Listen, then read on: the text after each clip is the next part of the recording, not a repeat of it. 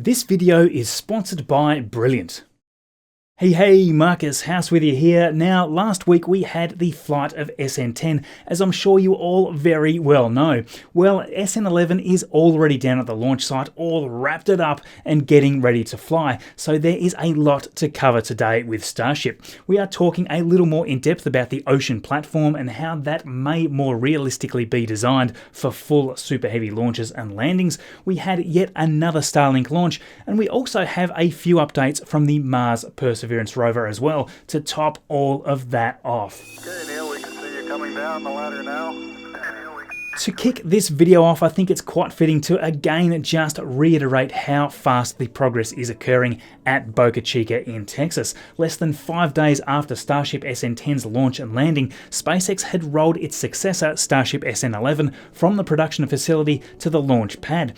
Once SN11 completed the journey, it was lifted up by a large crane onto Pad B. The morning after, this crane then detached from the vehicle, leaving it to stand on its own. Now, interestingly, SpaceX decided to install all 3 Raptor engines before its move, readying the vehicle for an ambient-proof test soon after.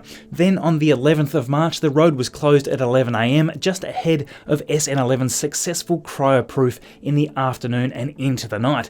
SN11's main and header tanks were filled and pressurized with liquid nitrogen to ensure that the vehicle is A-OK before filling the vehicle with liquid methane and liquid oxygen for the static fire. Should the current plan hold, SpaceX could be ready to launch SN11 as soon as this coming week.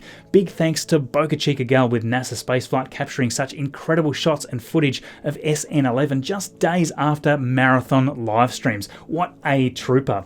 Other exciting information dropped this past week with an updated site plan that the community has been very excited about. SpaceX released this new site plan modification on their existing permit. This new plan includes intent to expand their facility to a wider boundary. The majority of us have been most interested in the orbital launch pad and integration tower placement. As we can see here in RGV aerial photography's recent images, pile driving was going on directly next to the orbital launch mount.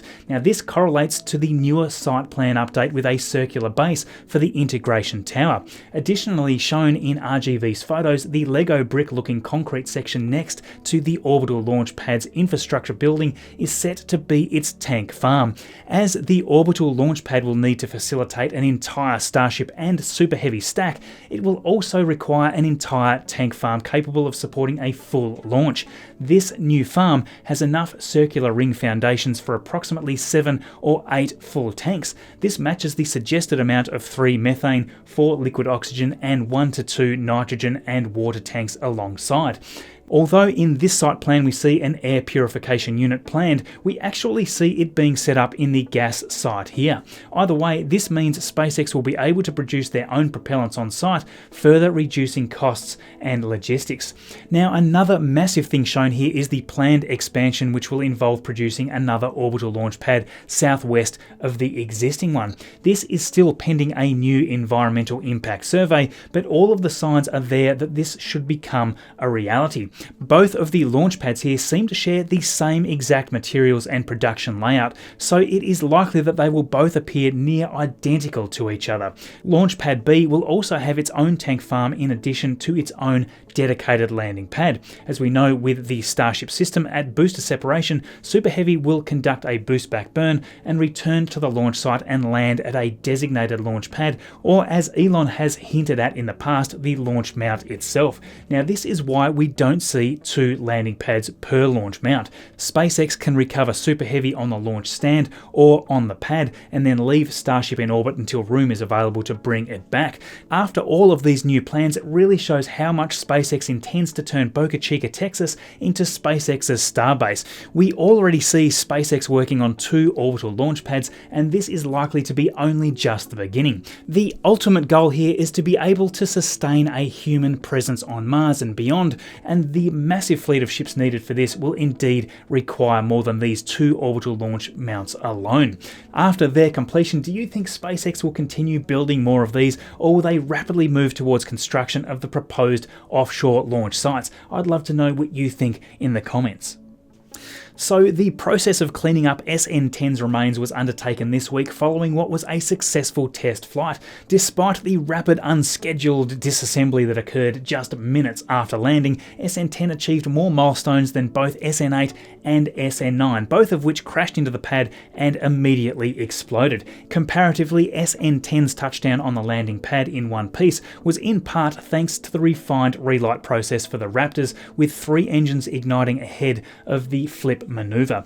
This was refinement to mitigate the issues suffered by SN9, which called for 2 Raptors to relight only for 1 engine to fail, resulting in the vehicle being unable to complete the flip to vertical. SN10 appeared to be heading for a smooth landing, however, a couple of issues led to the vehicle landing harder than intended. At the point where the legs deployed during SN10's landing burn, it can be seen that only 3 of them locked into place, with the other 3 left swinging back and forth in the air. The landing legs have been a known issue for quite a while now, and it seems that SpaceX is finally taking that issue quite seriously. The aft section of what is believed to be SN17 is now labelled as scrap. Notice how it was using the same legs as the current version. It can most likely be assumed at this point that it may have been scrapped in favour of newer legs, a newer aft section design, or maybe even both. While we're talking about this, Elon responded to a Twitter question asking if legs had been deployed properly, would SN10 have had a softer landing, to which Elon responded saying that this was way past the leg loads. They got squashed hard.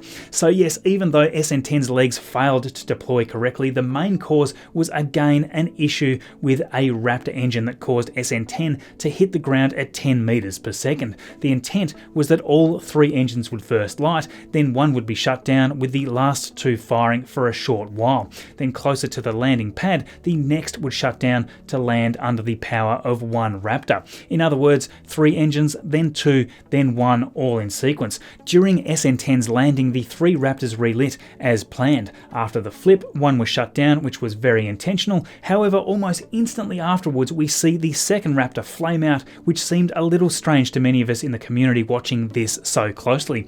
The rest of the landing burn was done under only 1 engine, which should have had enough thrust to land the vehicle. However, as it turns out, the thrust in that last Raptor was also low according to Elon, and this was despite it being commanded to be high, hence the hard touchdown. This was a problem that SpaceX had not seen before. So yes, it seems like luck led SN10 to stay upright until a methane leak due to the hard landing led it to then explode. So to mitigate this for SN10's future landing, a minimum of 2 engines will be used all the way to the ground, and SpaceX will restart engine 3 if engine 1 or 2 have issues. Elon also added a couple of days later that SN10's engine was low on thrust due to a partial helium ingestion from the fuel header tank. Multiple fixes are in work for SN11. He did add as well that if autogenous pressurization had been used, bubbles of methane gases would most likely have reverted to a liquid state instead. In this case, helium in the header was used to prevent ullage collapse from slosh, which happened in SN8's flight. Now, if you want to understand a little more about autogenous pressurization, we did a video about that just a few weeks ago, which has been getting quite a lot of attention. The link to that is in the description after you watch this video, and thanks a heap for everybody for the terrific feedback on that segment. A nice jump in subscribers and likes after that, which always helps videos like this one here get out there. Getting real close now to that 300,000 subscriber mark. You guys are just awesome. Now to news at the build site, booster number 1's aft section that includes the thruster dome and part of the methane tank was moved onto the new heavy duty stand. This, along with the 2 other sections that are in the high bay, will make up the full height of SpaceX's first ever super heavy booster. Yes, that's just 3 sections left to stack now, and I can't wait to see that massive tower roll out. This is going to be incredible to see. Along with that, we had a few Raptor engines show up during the week as well, with Raptor number 58 and 59 both being delivered, presumably for SN15 or perhaps even as backups for SN11 in the case of a required Raptor replacement. Along with that, we had SN18 and SN20's leg skirts also spotted this week. Now, a few interesting job positions for SpaceX was released as well during the week. SpaceX is looking for a software engineer who can help develop the super heavy launch/catch tower. So the entire catching concept is a little more than just an offhand idea. This has always seemed a little crazy to me since it was first mentioned, but the fact that we are seeing this further evidence certainly adds a little more intrigue into the entire thought. We've seen a number of ideas around this from a few months ago, some more realistic than others, but a real well-designed concept would be incredible to see. Now, I've been chatting a lot to OBL here from Twitter over the last few weeks, talking about a number of Starship related systems, one of these being the next design for the legs. Now, we don't know for sure how the next versions of legs are going to behave. We've seen a number of thoughts and designs, but back in August last year, Elon Musk specifically said that version 2 legs will be much wider and taller like Falcon, but will be capable of landing on unimproved surfaces and auto leveling. Now, let's take these massive legs that we see on Falcon 9 and we're going to scale them way down. This first one is a set of Falcon 9 style legs that sits roughly 3 ring segments high. Each of those ring segments we have previously seen measure in at around 1.83 meters in height. So these legs here sit roughly 5.5 meters tall and flip out very similar to Falcon 9. Now, the problem with only 4 legs is that if any one of them fail, the entire ship will topple over, which is of course not good. Using 6 legs, however, will have some redundancy along with better overall support. If these legs could auto-level themselves, then this to me just seems like a very good solution. Of course, for the legs on the windward side, thermal protection system tiles will be needed, and this to me still seems feasible. Regardless of the solution, all these legs would weigh quite a bit, but I don't see any other solutions that would provide that necessary strength to hold up the entire Starship after landing when touching down on rough ground such as on the Moon or Mars. What do you think? Let me know in the comments. Now, it has been several weeks since we talked about the upcoming floating spaceports. Deimos here, which has been photographed extensively at this point, we see loaded with the typical oil rig type setup.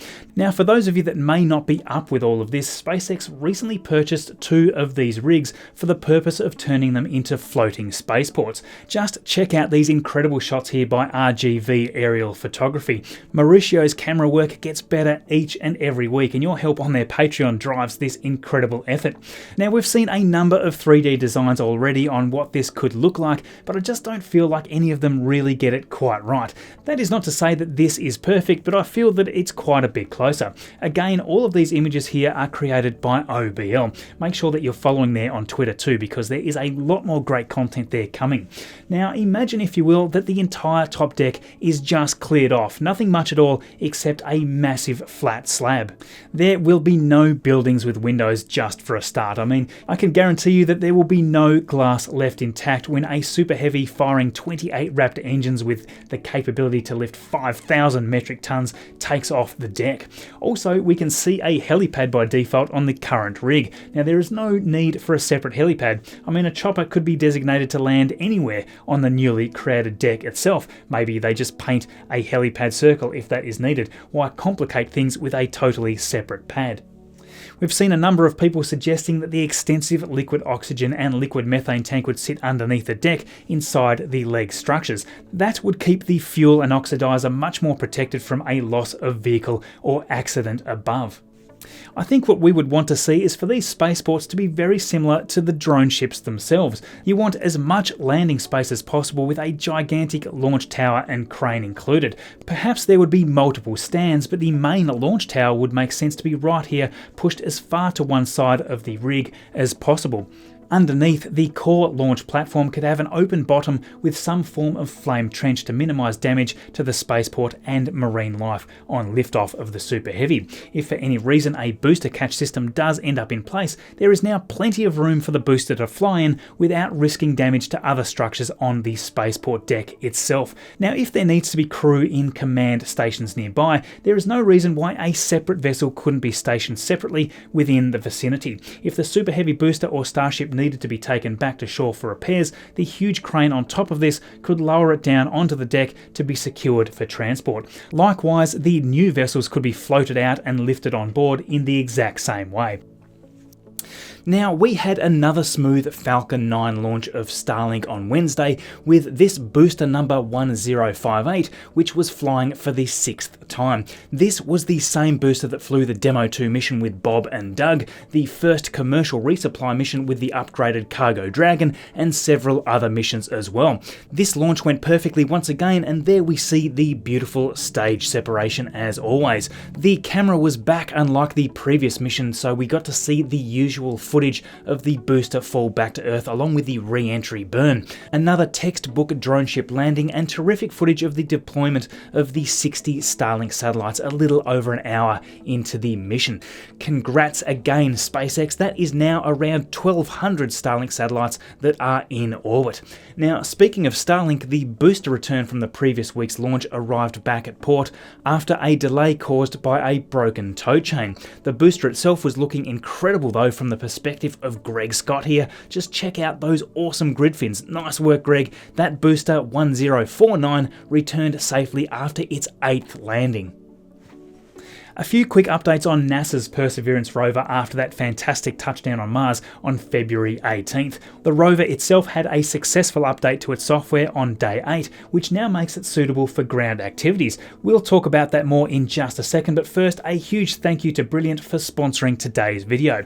Now, I could show you a bunch of research that shows what the best methods for learning are, but let's be honest, firstly, enjoying the topic is critical, and having practical ways to interact and understand the why behind the subject matter is also super important. Brilliant is a website and app built off this very principle. As a learner, you absorb information better while seeing and interacting with practical, real-world examples. With this incredible interactive material here, you can just jump right into solving problems while being coached bit by bit until before you even realize it, you've just learnt a new subject in STEM.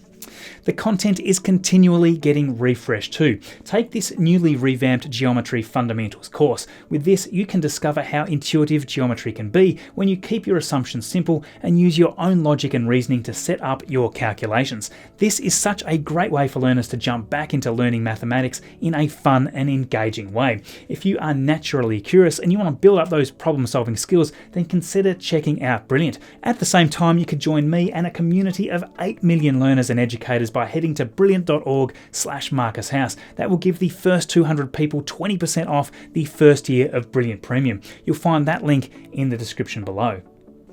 So yes, the Mars Perseverance Rover had a successful update to its software on day 8, which now makes it suitable for those ground activities. After assorted system checks of onboard hardware, it was time to kick the wheels and take this bad boy for a spin. On March 4th, with commands issued, the rover moved on the dusty surface for the very first time, undertaking maneuvers over half an hour. It moved 4 meters forward before making a left turn of sorts and reversed around 3 meters. The mast camera on board has released some great shots of the tracks left behind by the rover's special purpose all-terrain wheels. So yes, it's really great news that all of the checks carried out so far on the rover systems have been very smooth. That is one very healthy rover gearing up for some serious work over the next 2 years. But what's coming up next for this amazing vehicle? Well, plans are currently being discussed as to the best path forward for the rover itself, which will take it to a delta of high interest to scientists back here on Earth. Of course, the trip won't happen until that amazing little helicopter Ingenuity has been deployed to make the first powered flight attempt in the super thin Mars atmosphere. Now, it sounds crazy that this is even possible, but the super fast blade rotation has already been proven to work in such a thin atmosphere within a vacuum chamber here on Earth. Now, it does have a very limited battery life just due to the ridiculous speed that these blades need to run at in order to lift this little helicopter off the ground, but it should be more than enough for some short flights. I just can't wait to see that. In fact, there is just so much to look forward to with this rover and the science tasks that it's going to carry out, such as astrobiology and the search for past evidence of microbial life.